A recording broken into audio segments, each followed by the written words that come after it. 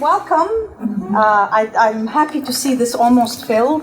This is a critical issue for many of us, and we have some advocates and experts who are going to basically create more understanding for this issue that is really essential for human rights, justice, and women's rights as well, right? Although women's rights are human rights, I just need to put that in. I hope that this conversation will inspire us. I'm surprised because if this happened in the 60s, if what happened in the 60s, this room would have been, bubbling with people. I'm not sure why people don't think that this is something that they need to attend, but thank you for attending. I hope this conversation brings not only awareness, but some action on your part and on our part.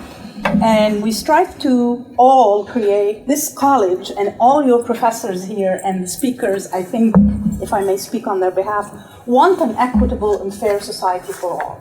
So without further ado, I'm going to give this to David.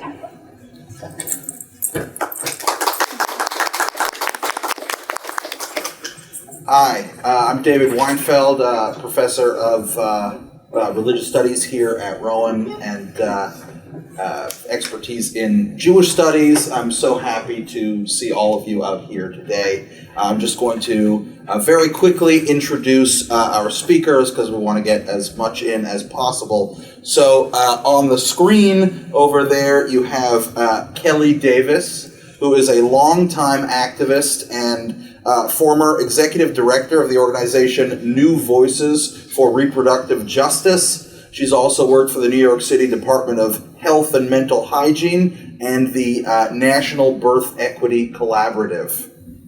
Over here you have Kimberly Mutcherson, professor at Rutgers Law School in nearby Camden, New Jersey.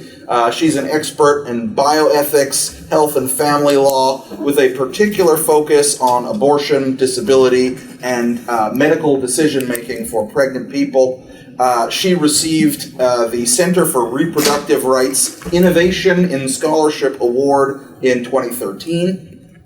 Over here we have Abi Weber, who is a rabbi at Beth Zion, Beth Israel, conservative synagogue in Philadelphia. She was ordained by the Jewish Theological Seminary in New York, and Rabbi Weber is an outspoken advocate and activist in the fight for reproductive justice. And last but not least, over there we have Lauren Barbato, and Lauren is a PhD candidate in the Department of Religion at Temple University, and has also served as executive director of, she also serves rather as executive director of Call to Action, which is a progressive Catholic nonprofit. In the past, she's worked as a writer for Catholics for Choice and authored the book Faithful Providers, a compilation of oral histories of Catholic and Christian abortion providers. And those are our panelists, and now I'm going to turn it over to our moderator, philosophy professor Eva Boodman. Thank you. Thanks.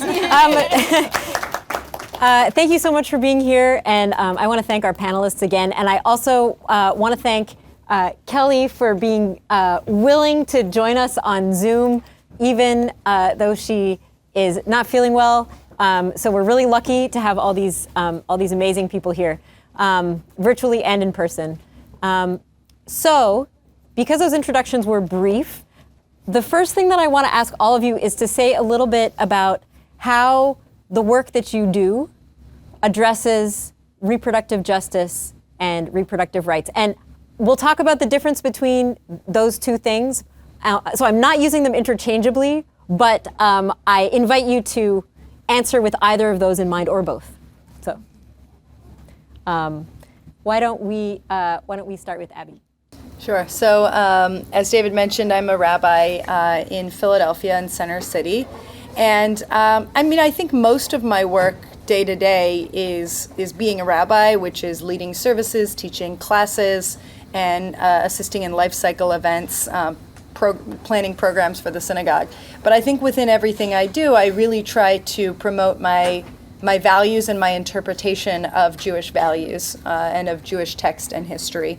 And a big piece of that for me has always been, but in particular after the Dobbs decision, to really promote the Jewish point of view. And I don't like to say things like the Jewish point of view as if there's one stream of thought in Judaism. There are a variety of streams of thought, and throughout history you'll find lots of different streams, and I'll talk a little bit more about them in a few minutes.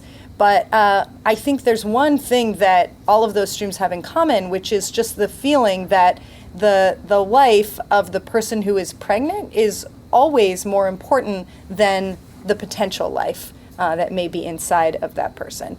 And that has been a priority for thousands of years throughout Jewish text. It's very clear from the time of the Torah and on. And so I think one big piece of what I feel that I'm doing both for my own congregation and going out in the world to beyond just the Jewish community is to promote the point of view that when we say religion, it's not just one monolithic vision of what religion means. And I think people often have a misunderstanding when they think, oh yeah, the religious point of view about abortion. There is no one religious point of view, and in fact, my religious point of view and my religious history obligates me in some cases to support abortion. Thank you. Me? Sure. Okay.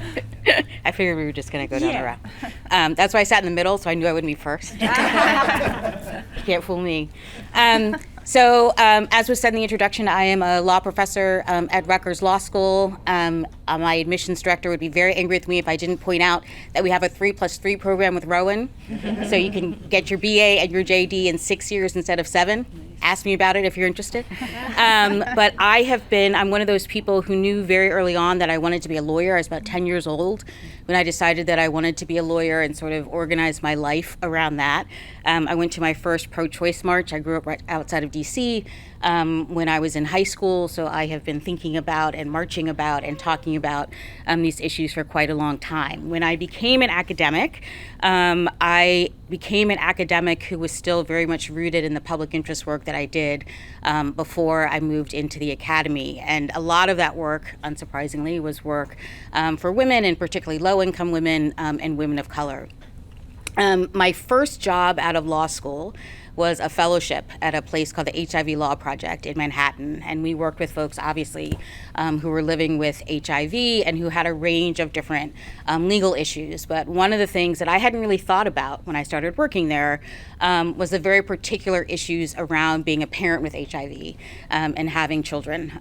So whether it was somebody who was trying to take custody away because you're HIV positive, or you weren't getting the benefits that you needed, someone wanted to kick you out of your housing because they didn't like that you were HIV positive, a whole range of different issues. And so it was a really great opportunity to understand that what it means to think about somebody's reproductive life and their reproductive capacity doesn't end with pregnancy, and it doesn't start with pregnancy, quite honestly. And so my work has really been about the sort of full spectrum of procreative decisions that people make, and in particular, and I'll probably talk about this a little bit more, in particular, thinking about the ways in which communities of color, specifically Black women and Latina women in this country, and Indigenous women, have been denied the opportunity to get pregnant, right? We have a very long history of forced sterilization in this country that we don't talk about very much. And so it's not just about what it means to be able to terminate a pregnancy. It's also very much about how do we create an environment in which people who want to get pregnant, who want to bear children and do so in a healthy way, and then raise those children, get the opportunity to do that as well. And so I'm Lauren, and like David said, I am both a PhD candidate and an executive director of a Catholic nonprofit, so it's been interesting. I could say that. That was kind of unexpected. But I've been writing about reproductive justice, specifically abortion, since 2012, when I was what I call myself a baby writer at Ms. Magazine. I think I was 23 years old. I was an editorial assistant. And I've been thinking about that a lot lately because when I was at Ms. in 2012, I did a series on Jackson Women's Health Organization in Mississippi, which was the clinic that was at the center of the Dobbs case. And so I wrote about it in 2012 when it was targeted, with a different law, but it was basically different law, same story, and a decade later, seeing that come full circle. Is what I've been thinking about a lot. So maybe it goes to say that I do a lot with the historical perspective in my own PhD.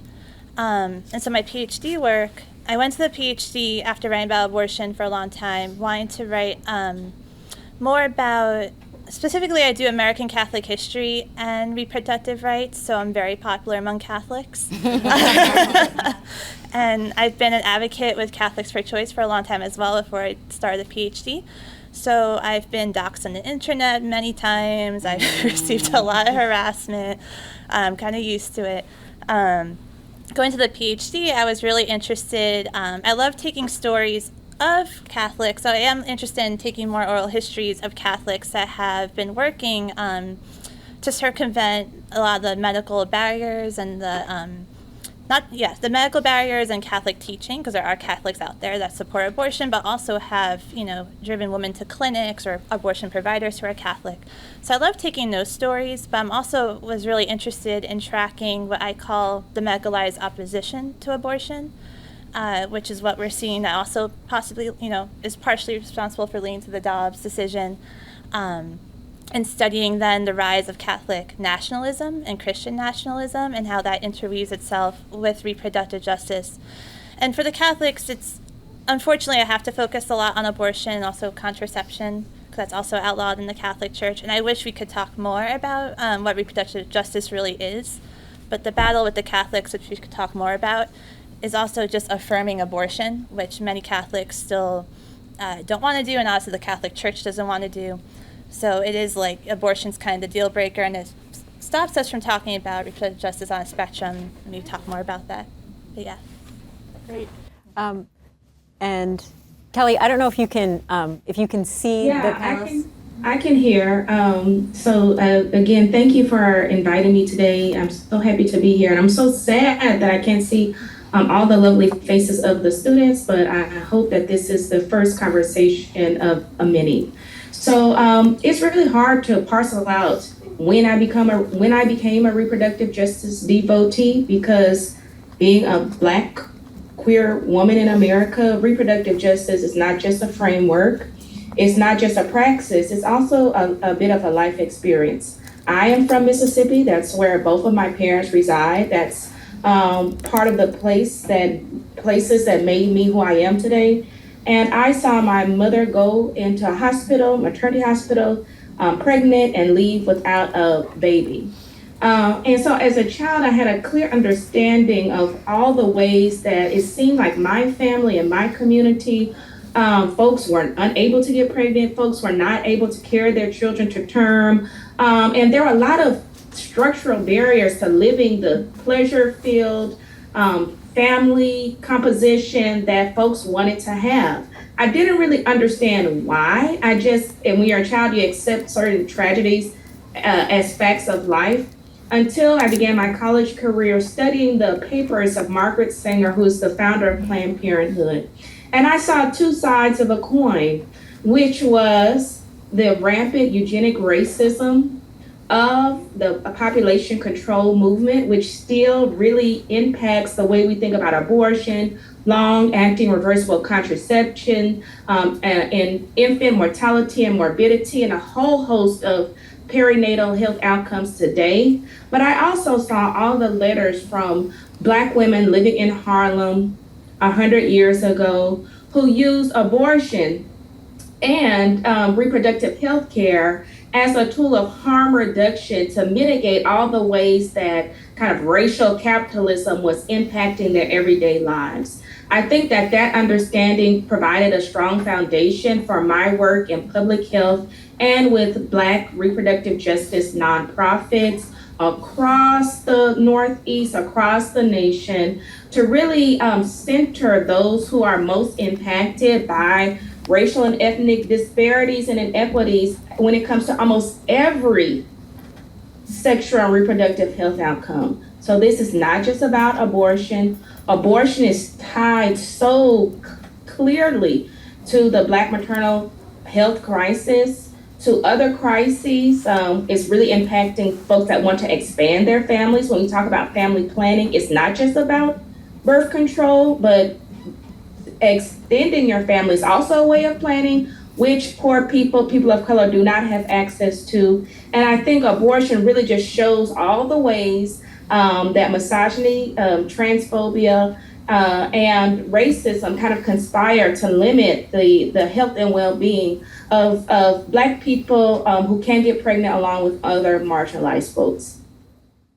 Thank you so much. So just in introducing us to your work, we heard a little bit about some of the, some of the source for your commitments. So there are a few things. The next questions that I'm going to ask you are, first of all, to distinguish reproductive justice from reproductive rights, just so that everybody in this room is clear on that distinction. And then after we do that, I'll ask you about some of the tenets or principles that are the foundation for your approach to the work that you do. So let's start with the distinction between reproductive rights and reproductive justice. And maybe Kim, we'll start with you. Yeah, I would love that. This is one of my favorite questions. So obviously I'm a lawyer. I'm a person who believes very deeply in rights and the importance of rights, particularly human rights. But reproductive justice is not just about rights. Rights are a component of reproductive justice, but they are not the whole of reproductive justice. So the movement for reproductive justice, and that's what it was and is, was created by Black women in the mid-90s. And these were women who had been activists in their communities. They were doing amazing kinds of work across a whole spectrum of different issues, and found themselves really frustrated and marginalized within the mainstream reproductive rights movement, which then, as now, frankly, is mostly run by white women, and particularly white women who are middle class or upper middle class, so they have class privilege. And so a number of the issues that were really relevant to women of color, to poor women, to women, these days we think about women who are undocumented, women who are incarcerated, right? These whole collection of people who just weren't a part of this sort of larger movement or understood to be a part of this larger movement.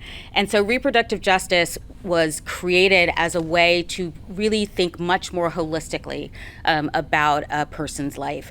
And so there are three basic tenets to reproductive justice. The first is a human right to decide if you want to have a baby and the conditions under which you'll give birth. So sometimes you'll hear people talk about birth justice. This is a country where we actually have had courts order women to have C-sections against their will. So birth justice really matters. The second tenet of reproductive justice is the right to decide if you don't want to have a child. And so that means access to contraception, it means access to abortion. And then the third tenet of reproductive justice, and this is the one that I think is so critical because we don't really focus on it as much as we should as a country, is the right to raise your children in healthy and safe environments. So when you talk about reproductive justice, you're really talking about a whole range of different movements. You're talking about reproductive rights, you're talking about environmental justice, you're talking about criminal justice reform, you're talking about a better educational system, right? All of those things are a part of reproductive justice. And so it's a very big movement, and is a movement that is rife and ripe for coalition building, which also makes it a really powerful movement. And it's a movement that reminds us that the experiences of women of all people, but certainly the experiences of women, are not the same across the board, right? That for a lot of different socioeconomic reasons, the experiences that women have in this country are very distinct. And so one of the things that reproductive justice does is it says, we're not going to focus on the women who are sort of closest to the power center. We're going to focus on the women who are most marginalized, because one of the things that we know is that when you focus on the people who are most marginalized and you figure out ways to make their lives better, that really does trickle up, right? What doesn't trickle down is when you get rights for all those people who are already at the top and they're all super happy. That doesn't usually trickle down, right? And so reproductive justice is really about looking to what we would say sometimes in law, looking to the bottom, and sort of realizing what are the things that we need to do to make life better for the people who've been most marginalized in this country, and that makes life better for everybody. Thank you. So anybody want to add to that answer? Go next. And if you feel like the distinction has already been made pretty clearly, I think maybe you could elaborate on the question by just saying what reproductive justice means to you now. I'm happy to add a word to it.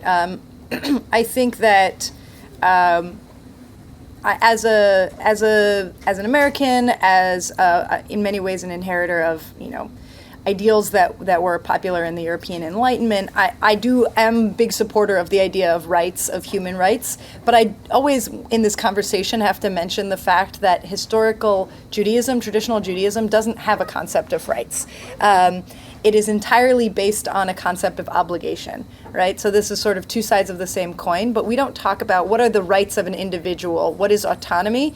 When we're talking about traditional Judaism, we're much more likely to say, what are our obligations to one another? What are our obligations as a society?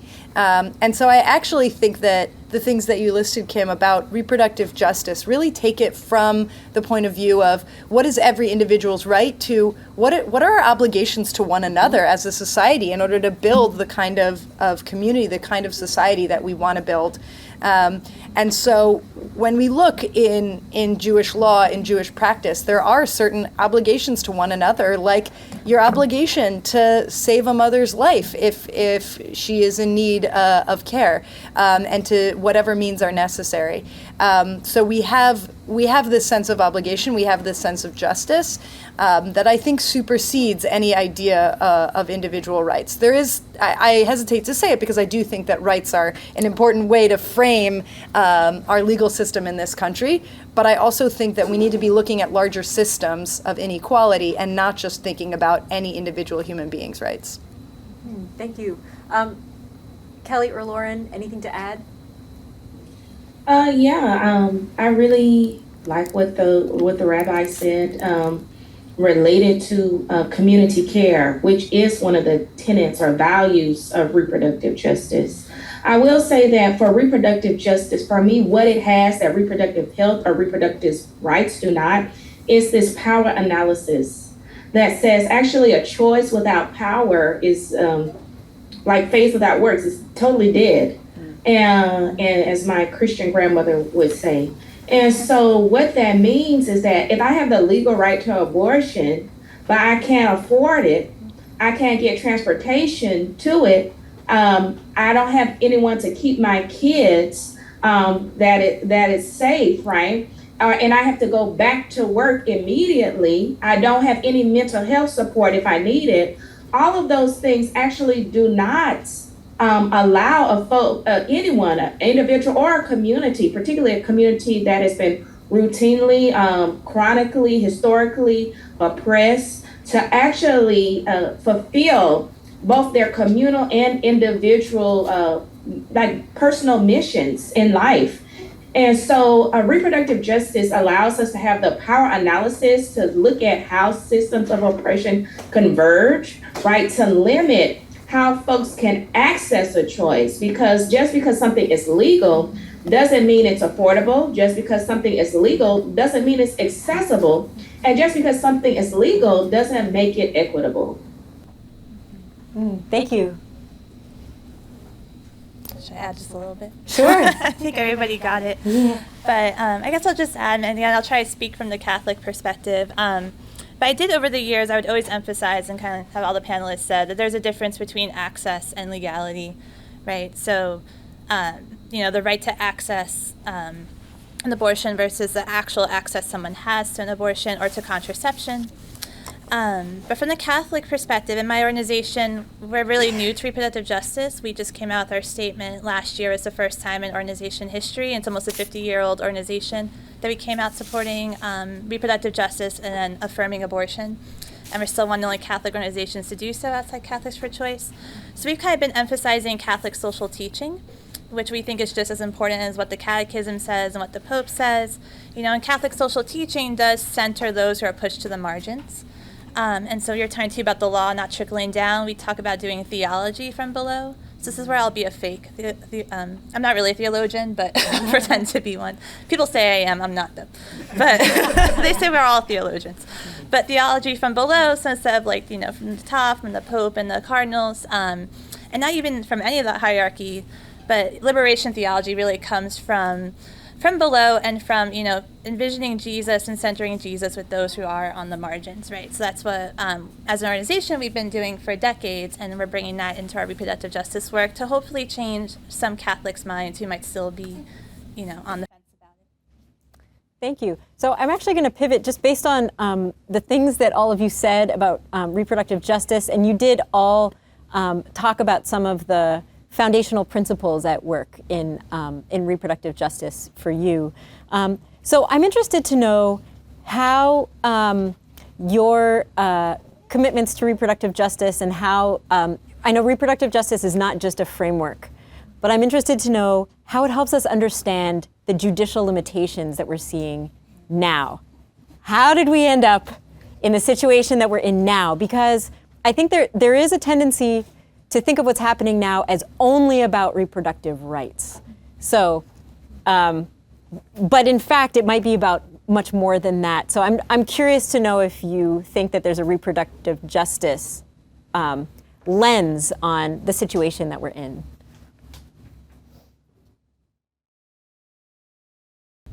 Okay, I'll start. Yes. Right? There's definitely a reproductive justice lens here. I mean, I think one of the things that's really important to recognize about the moment that we are in now is that this was a moment that was 50 plus years in the making, right? That there was a very well organized, very well funded effort, literally over decades, to overturn Roe versus Wade. But that was just part of a larger agenda, and it's an agenda that is really rooted in lots of ways, in patriarchy, in some very specific thoughts about the role of women in the world, and the roles that women shouldn't be playing in the world, and some real, I would say, very, in some ways, very personalized concerns about where this world is going. Right, and so I think that's a piece of it that always has to be remembered, right? That nobody sort of woke up one day and said, "Hey, let's try to do a Dobbs," right? That this has been in process for a very, very long time, and that it is the start of something. It's not the end of something. So you start with abortion, and then you go to contraception, and then you start asking questions about assisted reproduction. My work is mostly on abortion and assisted reproduction, which people think of as being these completely different ends of the spectrum, and yet they are completely intertwined. So if you have decided that a fetus is a person, and then you decide that an embryo is a person, then the hundreds of thousands of frozen embryos in this country are people, which means that you should have to use them. Right? That you can't let them, you can't give them for research, you can't destroy them. Somebody has to put them into their body and try to make babies out of them. So there are all these different pieces that are part of the puzzle here, just sort of reiterating again that abortion is not even central in some ways, even though we talk about it so much, that it is a part of a much larger web that has to do about how we think of particular people, what we think of their bodies, and who gets to control those bodies. The other thing that I want to say, because I think this is so critical, is that part of what was so problematic about sort of the reproductive rights regime was this focus on being pro-choice, right? And this goes back to what Kelly was saying. The way that I always talk about this is that choice is always exercised within constraints, right? Nobody sort of lives this like real solitary life in which you decide something and then you get to go and you get to do it. There are all sorts of ways in which all of the choices that we make are constrained. Sometimes they're constrained by law, sometimes they're constrained by resources, sometimes they're constrained by the violent partner that we have, right? All sorts of different things. And so you can't just say to people, well, I'm going to give you a choice and then everything's fine, because choice is never, ever exercised without constraint. Thank you. Anyone else want to chime in about how we ended up where we are, how we understand our situation? I could maybe, the Catholic history of this is very long, so I'll just try to get some points. But I do want to say, a part of me wants to say the Catholic Church and Catholic organizations that have risen in power. The Supreme Court is majority Catholic right now, and the the court that gave us the Dobbs decision was majority Catholic, and I feel like that's very important to say. It's unprecedented. I think it's overrepresentation of Catholics, way overrepresentation of Catholics. Catholics are technically a religious minority in this country and always have been, because they're set apart from Christianity, right, as a Christian denomination. And so, on one hand, the Catholic history and a lot of Catholic historians are really grappling with, and it's kind of the big elephant in the room, is that has American Catholicism, which was once the religious minority that has been persecuted, becoming now like the victimized dominant, where their frameworks are now law, and Catholic medical ethics for a long time have been, denying abortion and other life-saving procedures in their hospitals, and now that's basically what's going on in states where abortion is virtually illegal. So, I've been kind of watching how what was once like a Catholic issue really overtaking, right, the country. And it is really the big elephant in the room with a lot of Catholics, because a lot of Catholics also did not want to, and when I say Catholics here, maybe like Catholic organizations and media, did not want to acknowledge their maybe complicity in this, because while not every Catholic has been like on the front lines of the anti-abortion movement, and the Catholics really did create the anti-abortion movement in this country, which is kind of frustrating but undeniable as a historian. They're the ones there, and it could be a rosy narrative. Like, they argue that it came out of like the civil rights movement, anti-war movement, so you kind of see it like the whole life ethic, But then a lot of those fringe movements they get into bed with the evangelicals essentially in the 80s, and it's a very unholy alliance, as one doctor put it. So you have issues of power and money, certainly. But there's been also, I think, a complicity among many Catholics they've been silent on the issues. They just didn't want to talk about it. So even there's been people who have been on the fence maybe for a long time about abortion, and they just don't want to talk about it. And I can understand it, because also we've seen an increase in punishment from the bishops, like for dissenting, right? So people can lose their jobs, so that is very serious. But there's been a lot of complicity, which has then led to like this movement to kind of come in, I think. And so that's just like a little bit, I think, of the Catholic history. Thank you.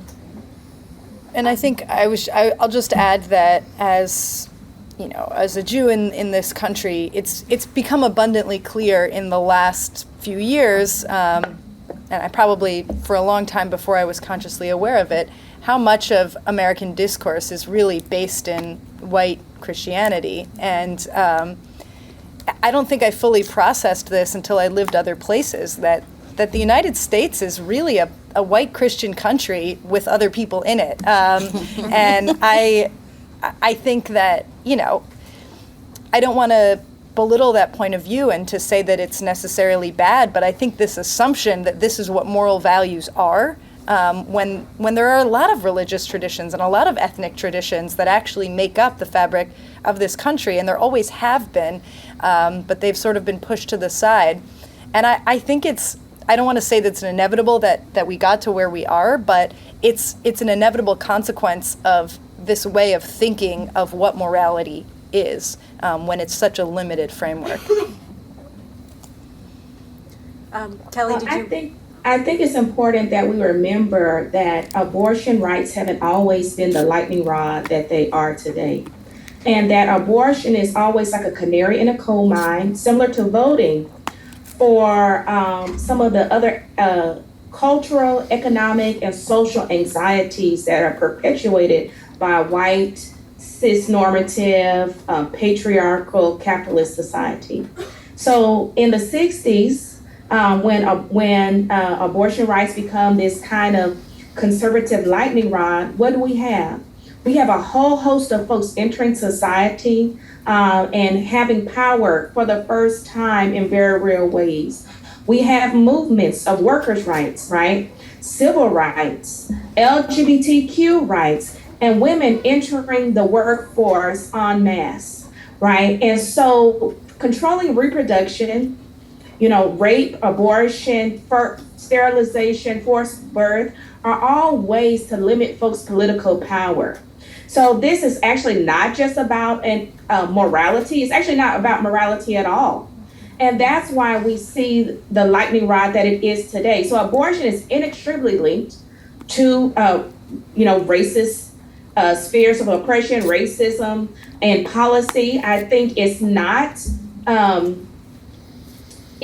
not by coincidence that we're fighting for voting rights again at the same time that we're fighting for bodily autonomy, because this is part of a myriad of strategies used to concentrate power, right, and to limit the voices, economic power, and political power of marginalized groups. Again, the fight for abortion 50 years ago showed also racial differences between women and how they fight. The idea that reproductive justice has been coined and has been a formalized movement for about 30 years, as was stated before. But these ideas that racism and other spheres of oppression impact the way that women and queer people of color experience the world are age-old, hundreds of years old. And so this idea that anchoring the right to abortion on concerns around privacy or viability ensures that it can be a moving stick, right, at the federal level. It can move at the state level because we don't recognize it as a human right the same way that other countries do. And so this has been a decades-long fight for anti-abortion advocates. And you see that they borrowed from other fights, right? We see how the war on drugs, which has criminalized and impacted a whole host of millions of Americans, actually globally, particularly mostly nations and communities of color. We see strategies from the war on drugs playing out in the wars on miso and miffy, right? The two medications that are used on abortion. We see the criminal justice, right? And the disenfranchising, especially of queer folks and people of color, that has been taking root in our country for about the same period of time, coming in that we're going to criminalize and go after folks that are pursuing not only abortion now in their home state, but we've seen over the past week, states now saying that they're going to use their resources, their publicly funded resources, to actually hunt people across state lines. I don't know what's going to happen as a result of Mexico decriminalizing abortion, which I was very proud of, but what is that going to mean for particularly the southern states bordering Mexico that are looking to use their publicly funded resources to limit folks like human right to travel? And so really with attacking the rights of bodily autonomy, because it was on this precarious foundation that really white, cis, middle-class women insisted upon, 50 years ago is causing a whole host of other, previously thought of concretized human rights to be vulnerable in ways that are new. The strategies might be new, but the power grab is age old. Can I just say one thing? Because this is just a law professor in me has to say this. Human rights and constitutional rights are distinct.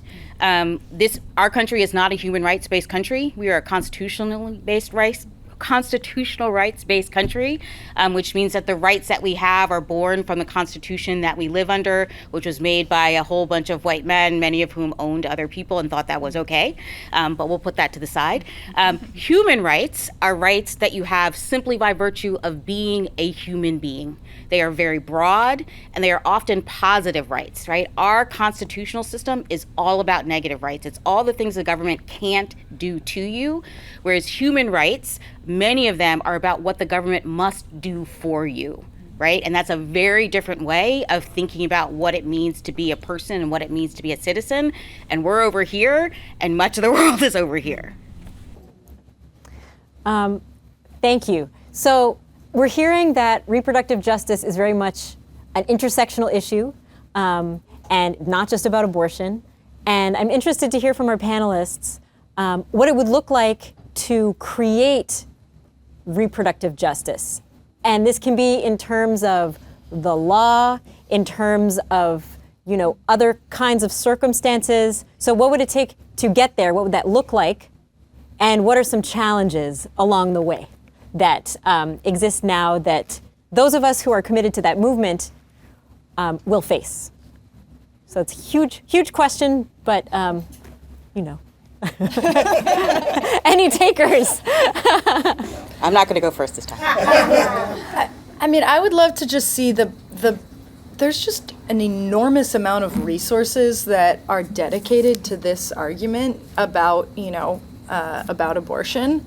And I just imagine, what if all of those resources could be mobilized to help people at every stage of their lives? I just think about the billions that are spent on this fight, and I wish that they could be mobilized for all these things that we've been hearing about, so the people actually have the ability to choose without constraints, if they want to give birth, how they want to give birth, and to be able to support children as they grow. I'm not sure how we get there, but I think that I'm just imagining the massive amounts of money that are spent on this fight, and what if they could all move in the direction of actually helping people live? Mm-hmm. Speaking of the massive amount of money, it just leaked the other day that the diocese in Ohio, a few dioceses, spent almost $1 million on Issue 1. And Issue 1 will protect reproductive rights in Ohio. And so they spent almost $1 million on that issue, trying to encourage people to vote no. Whereas they had schools closed, churches closed, so people are very upset in the diocese, and that's something that I have to respond to this week. So yeah, there is money being spent and maybe not in the right places.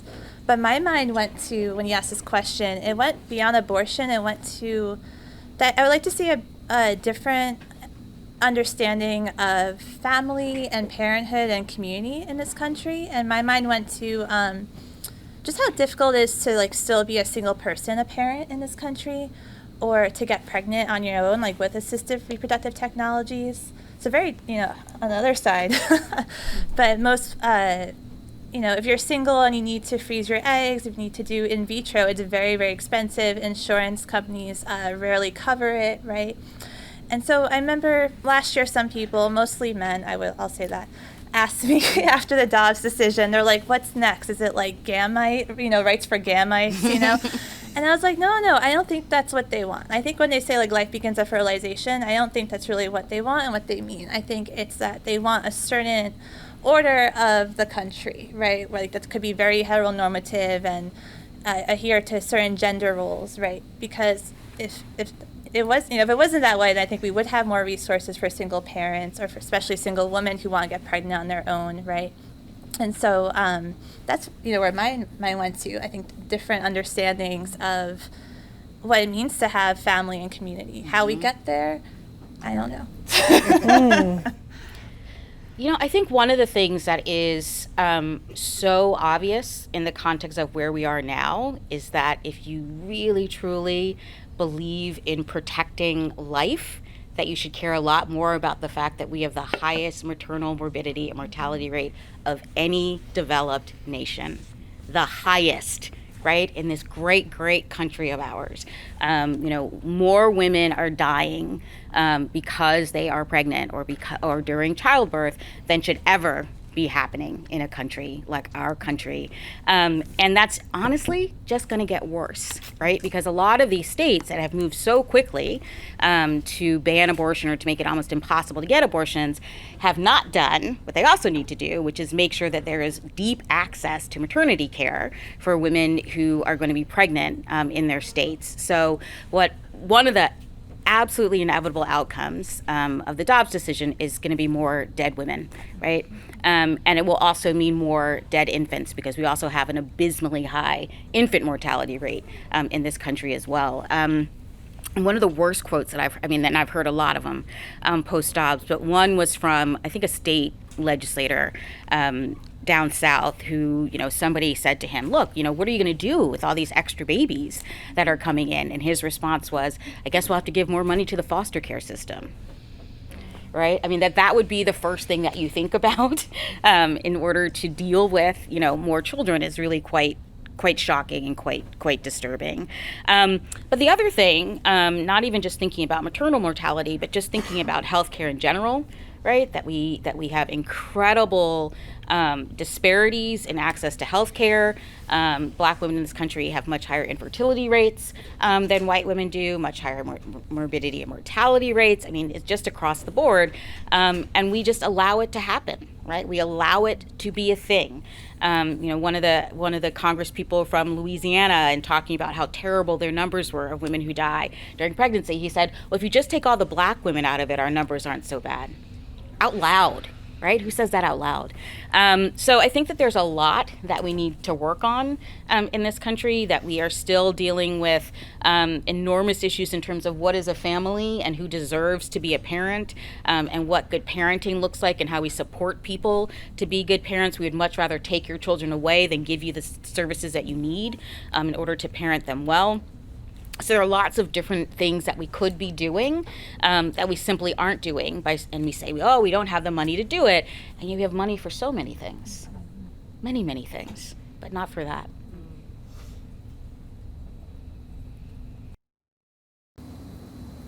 I think that Dean Mutcherson really said it all.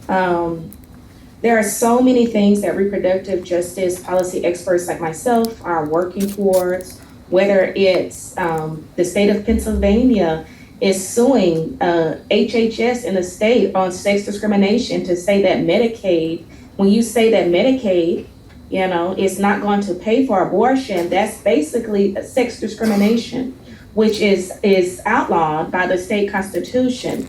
So I think, really fighting for Medicaid, which is a preponderance of Black birthing people in some key states, because of the way that class and race are inextricably linked and have been in this country for centuries, and folks that are disabled rely on Medicaid. So saying that you don't accept Medicaid is tantamount to having a whites only sign outside of your medical door, which should be in this country unacceptable. So there's that. Did you know that folks that are getting trained to be obstetrics and gynecologists today, the majority of them are not even trained on how to perform or give guidance on abortion? Because you have to opt in to learn that. And most of our medical schools that have large OBGYN residencies are in the states that are abolishing the right to abortion access. So working with clinical providers, associations, medical schools to make sure that it's an opt-out and that everyone is trained, because we're going to have a pipeline issue. There's also lots that we're doing to just resource what folks need in order to be able to secure abortions across state lines. Most of the abortion funds across the country are almost bankrupt at this point because of the need. We're working on compassionate entry because nobody should give birth in prison. It is a pipeline to poor health, disease, premature mortality, dropping out of school. Nobody should be shackled, which we still have across this country, while giving birth. People who are pregnant and contracting are not flight risk. And yet we treat them as if they are in this country. And so there are a whole host of things. Mandatory drug testing that allows certain kinds of people to be tested and some others, and allows a family policing system handoff that separates parents from their children in ways that have sequelae that ruin health and well-being across the life course. So no matter what you are passionate about, there is a way to advance and center reproductive justice. My dream is universal, parental leave. We don't have sick leave and parental leave. You should see the qualitative research that we've done in cities like New York City and states like Georgia that says if you're low income, you give birth, you're back at work in like 10 days. And that's even if you had a C-section, even if you had severe maternal morbidity.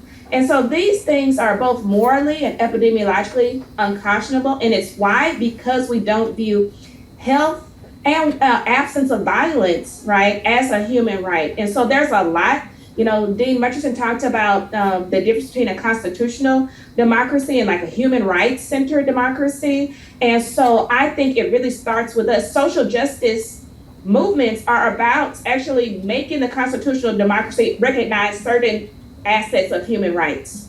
And so there's a lot of work to continue to do along that, to say that, hey, abortion bans are anti-Black, they're Semitic, all of the anti-Semitic, all of these things, they're transphobic, and those are the values that are incongruent with the America that we want to live in today.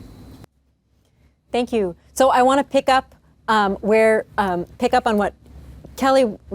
what Kelly was saying and ask the other panelists about what people in this room, for example, could do to support reproductive justice, broadly construed, including the right to access abortion, but not limited to that right, of course.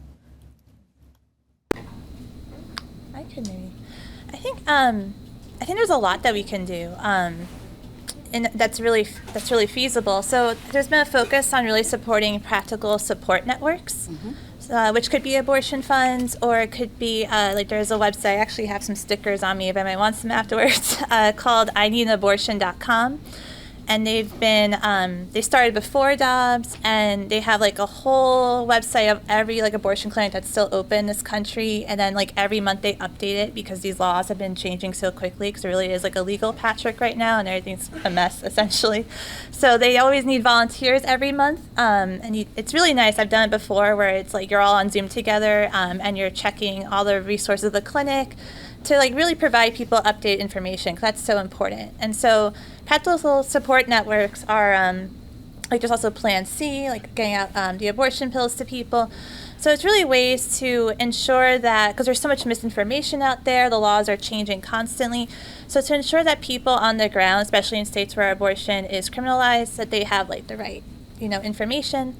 Also, you can also clinic escort. And I clinic escort at the Women's Center in Philadelphia, and there's also a Women's Center in Cherry Hill.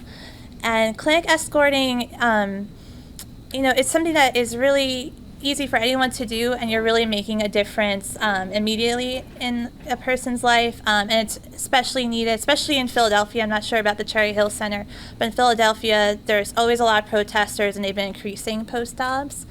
So it's really important to have presence outside of the clinic, and I think that's just a really easy way to get involved.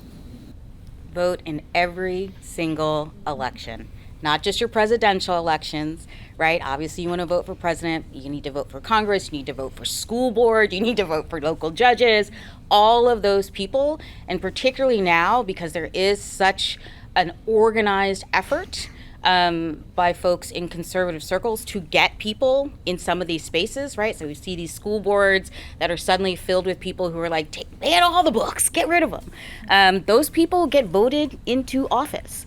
And a lot of times we ignore those elections, those smaller elections that happen on years that are not presidential election years, and yet they're really, really meaningful. For any of you who happen to live in Pennsylvania, Pennsylvania votes for judges. There are all sorts of reasons why that shouldn't be the case, but it is. That really matters. The people who get to sit and make those sorts of decisions, some of them big decisions, some of them small decisions, those people, if you get to vote on them, vote. Don't waste that incredible gift that you have to be able to determine who gets to make decisions for us. And maybe then we could have some people in office who are like, not 80. I was just going to mention one additional resource. The National Council of Jewish Women has been really at the forefront of a Jewish perspective on this issue, and they do a really good job of sending out resources regularly, things like, hey, there's this law that is being discussed, and there's an opportunity for public comment. Write in your comment here. Here are some guidelines on how you can write it. They'll help you keep an eye on, here are some local elections that are happening that you definitely want to pay attention to. So it's ncjw.org, I think, National Council of Jewish Women, if you want to, and also if you want to learn more about Jewish perspectives on this issue. Thank you. I second everything that folks have said here, from registering to vote, to giving to abortion funds, to volunteering as a clinic escort, and organizing, right? So don't forget about just you voting. Have those hard conversations sometimes with we're coming up on the holiday season for many of us. I mean, all of these holidays are weird and racist. However, we have time off. And during your time off, when you're sitting, eating with your family members, and when we hear that joke, that we know it's not okay, and we don't confront it because we prize like civility, having those hard conversations around transphobia, anti-Semitism, racism, and misogyny with our loved ones around the holidays, right? Organizing not just us to vote, but organizing other folks to vote. Understanding that the midterm elections often determine more of the context of your life than the presidential elections. So we've talked about the state senators, we've talked about the state Supreme Court that decides what happens in our libraries, on our budgets. And as for students, your legislators want to hear from you. So showing up to the public comment, shouting your abortion story, shouting your disrespectful maternity care story, shouting all the things, shouting about student loan forgiveness. Hello, somebody. All of these things that really determine the context of our lives and the constraints that the dean talked about for how we can even actualize the choices that we theoretically have. So please, please, please, you have a voice. You're in this room, which means that we all have privilege, right? The fact that we are inside of a classroom, that I'm on a computer in the safety of my own home. I have a lot of privileges.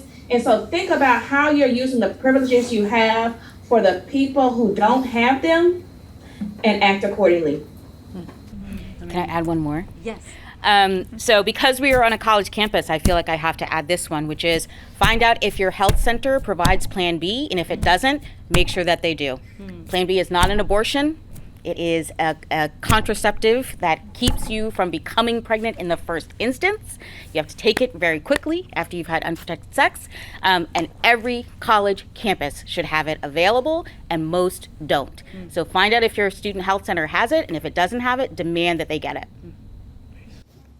Thank you. So it's 4:30, and I want to make sure we have time for questions. Another one. Okay, so the first question is, and it's anonymous, which they're allowed to be.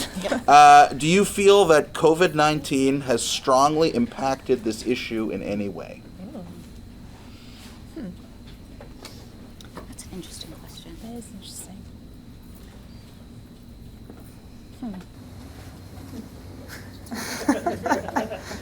My mind keeps jumping back and forth because on the one hand I was like, I think maybe, because folks were at home, they had more time to plot out what they were working on, and that this anti-abortion movement became stronger in that. But I don't know, I do think that there's a little bit, and I do think that the movement for Black Lives was a real exception to this, but I think a lot during the pandemic we've been so disconnected that sometimes people just kind of stop paying attention, and it's harder to organize. It's harder to say, hey, we're actually going to get together and have a rally about this. We're actually going to show up places. I do feel a lack of engagement that hopefully slowly is dissipating, and that people are becoming more involved, engaged, and concerned about these issues. I feel bad because my impulse is to say no. So should I say no then explain? Okay. My impulse is to say no because what we're seeing again has been decades in the making. Roe was decided in 1973, and then in the years following you had clinics, or I should say you had states in the South targeting abortion clinics.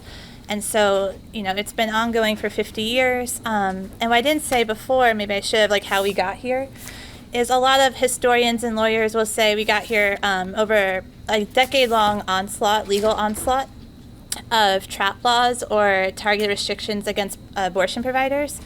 which in November 2010, Nebraska was the first state to ban abortion at 20 weeks. And so a lot of people cite that as like the start of this latest onslaught. And so you really are seeing something that was the product of, all these restrictions targeting abortion providers, whether or not they were 20-week bans and 15-week bans and the heartbeat bills, or things like admitting privileges, requiring doctors to have privileges at nearby hospital, and things that were supposed to protect women, but really it was just to, close these clinics. Yeah, so my impulse is to say no, but I think Black Lives Matters is an interesting point because there's so much energy in the summer of 2020, and we've been talking about that in my organizing circles, so there was so much energy, and that energy has kind of fell off, and we're trying to bring back that energy. So on that, I would say yes, but yeah.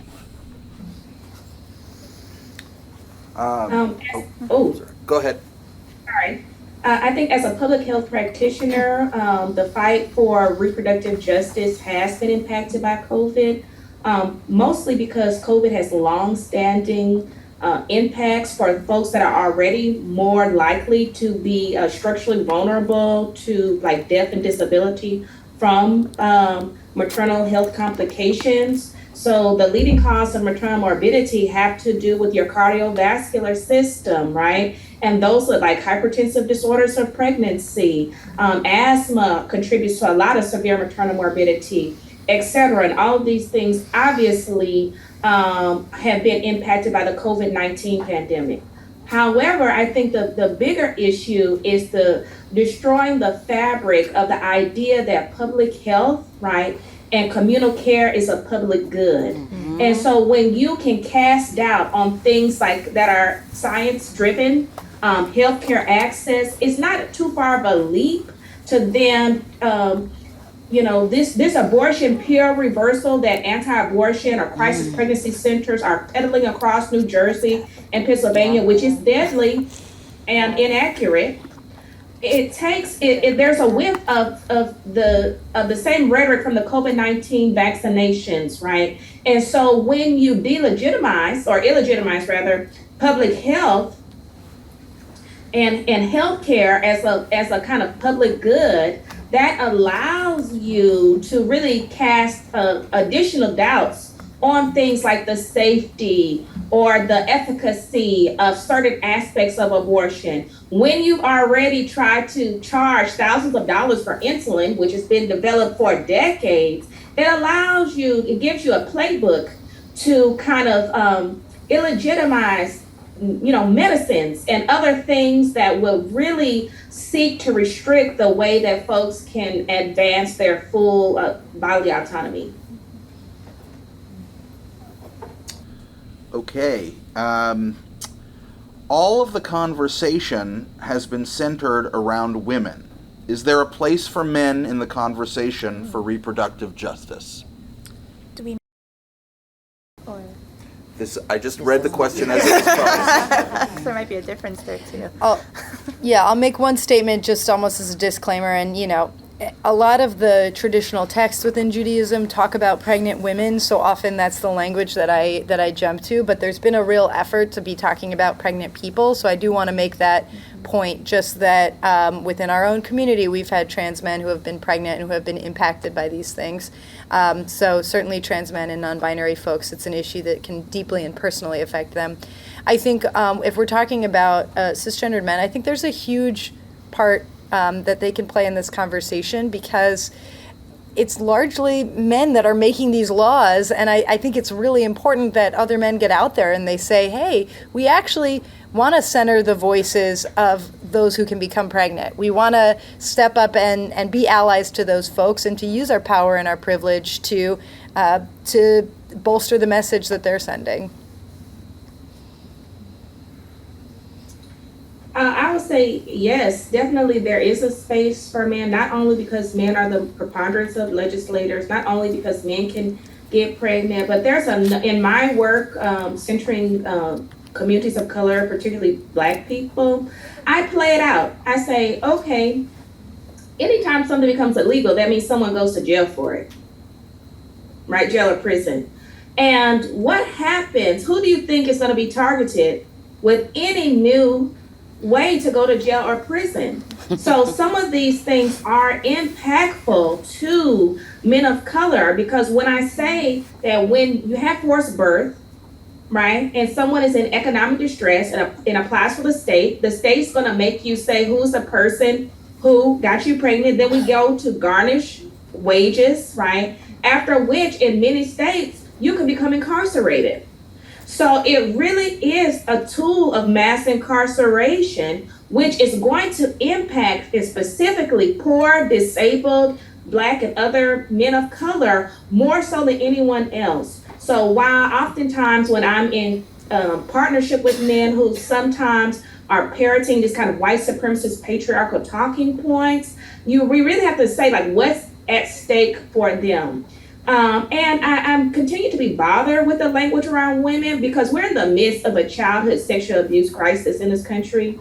And when we talk, there have been 10-year-olds airlifted from Ohio to get abortions. And so the idea that only people who can vote over the age of 18 who identify as women are the only people at stake in this is really not seeing the forest for the trees. And I fear replicating some of the mistakes of other white feminist-led movements of the past.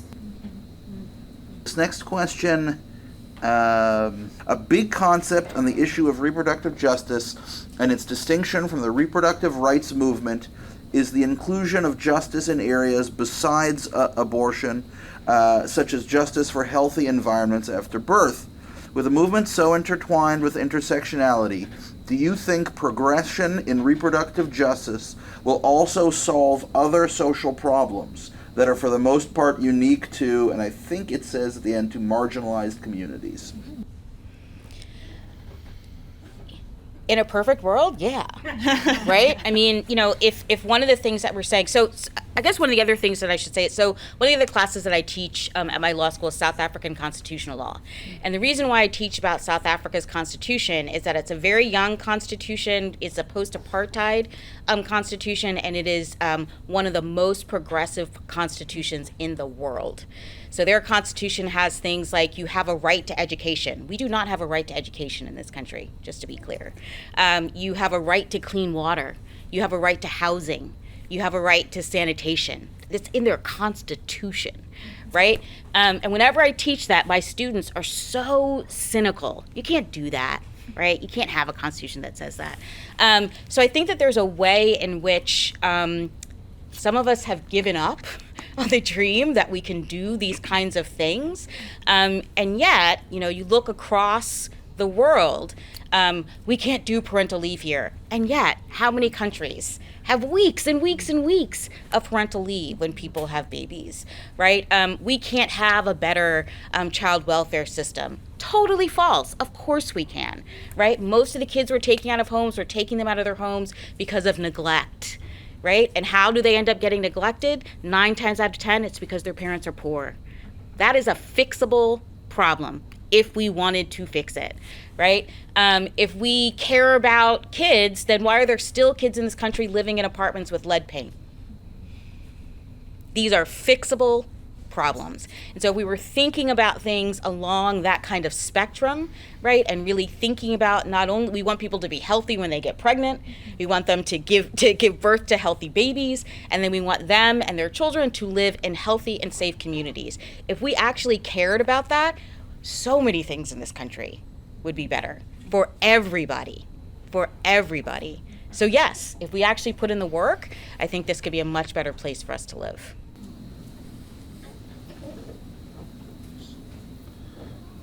All right. Yeah, I know we have there's one last question, which I think is a good way to end because we're in a university here. So the last question, which is from Morgan Murphy, is what literature would you recommend to learn more about reproductive justice after this panel? I have about 2,000 years of literature. But actually, if you are interested, I mean, Judaism is largely a legalistic religion, and it's all these legal debates that characterize the text. So if that's something that you're interested in following, there's really a whole interesting set of what are called tshuvot, which are legal responsa on this issue, and you can find them on the Rabbinical Assembly website. I mean, if you want to master Hebrew first, then that opens up whole new worlds of legal texts. But seriously, a lot of it you can get through the National Council of Jewish Women website. One of the best and very simple introductions to reproductive justice is a book called Reproductive Justice. That's written by Loretta Ross and Ricky Solinger. That's a really good way to sort of understand the movement and the different pieces of the movement.